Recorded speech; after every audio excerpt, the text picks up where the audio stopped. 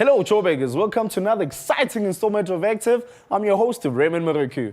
This Sunday, the F&B Joburg 10K City Run will be taking place, celebrating the sizzling city that is the beating heart and soul of South Africa. We speak to organizers of the event on what runners can expect on the day. The F&B Joburg 10K City Run is part of the Run Your City series in South Africa, in Cape Town, Johannesburg and Durban. There are over 40,000 runners that take part in the series annually. And of course Sunday, Heritage Day, 24th of September, it's the chance of Joburg. So we'll have 15,000 runners lining up on the start line at Bank City in the centre of Joburg, and then finishing at Mary Fitzgerald. Some of them will do it faster than others. And of course Lebogang, being one of the greatest female athletes that Africa's seen, will be one of the stars running there. So it's going to be an exciting day. Sounds very exciting. Yeah. So is this similar to the New York Mile in any way? Well, a lot of people know the big marathons around the world, the New York Marathon and the Boston Marathon, the London Marathon, but the biggest running events in the world are actually the shorter distance running events, the 10 kilometer, 5 kilometer, 12 kilometer events. And we've really tried to establish a network of these events in South Africa. And part of the thinking is to take runners back into the city centre. And so as organisers, it's obviously challenging to take people into the city centre. But last year we had an unbelievable experience with all the runners running through the streets of Johannesburg, and it's really novel in a way. And so we have tremendous support, and people enjoy it. And and Joburg's a great city, as you guys showcase every day, and it has a lot to offer. And just today we got the registration at 1 Fox Street at the market, and people are going back into the city and registering and enjoying the day there.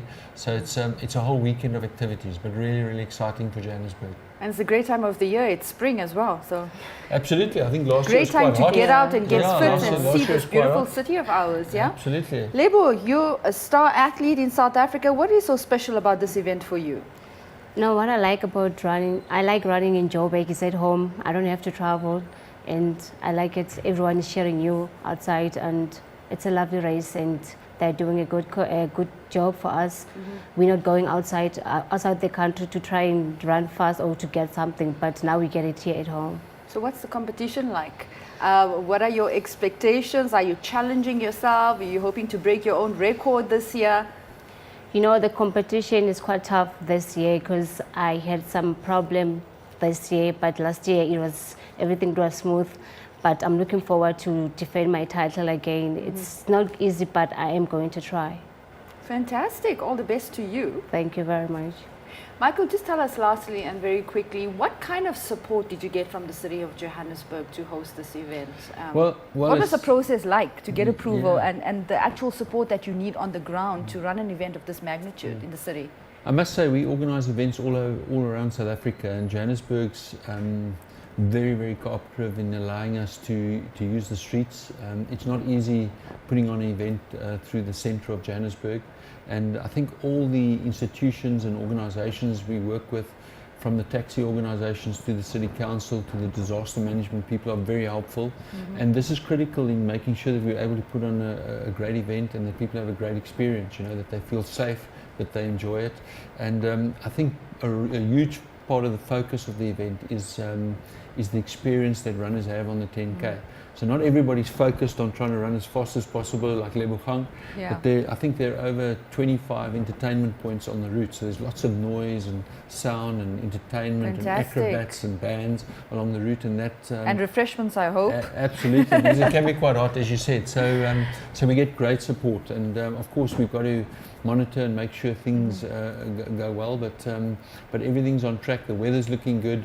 And we hope Joburg today will be able to talk about a great event on Monday when you report back on the event. I'm sure we will.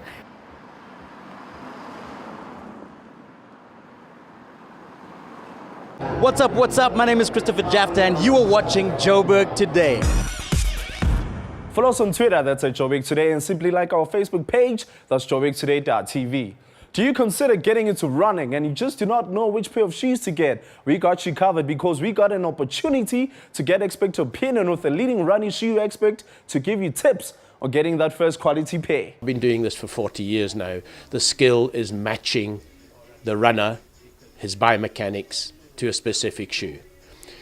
if you don't do that 100%, the chances are, because running is very hard, because it's a repetition sport over and over again, if he is not like in the perfect balance of cushioning and support, the chances are he will break down at some stage.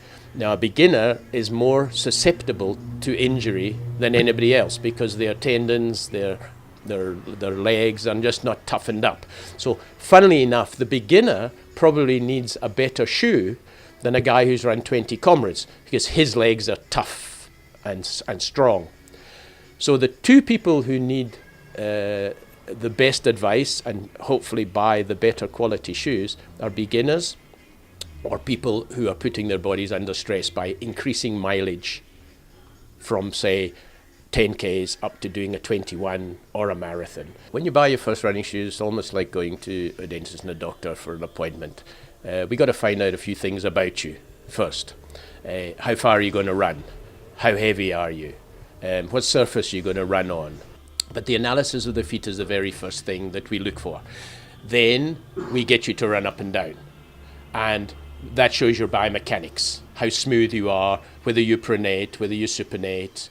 That will then determine the category of shoe that we're going to put you into. And then finally, we look at the fit.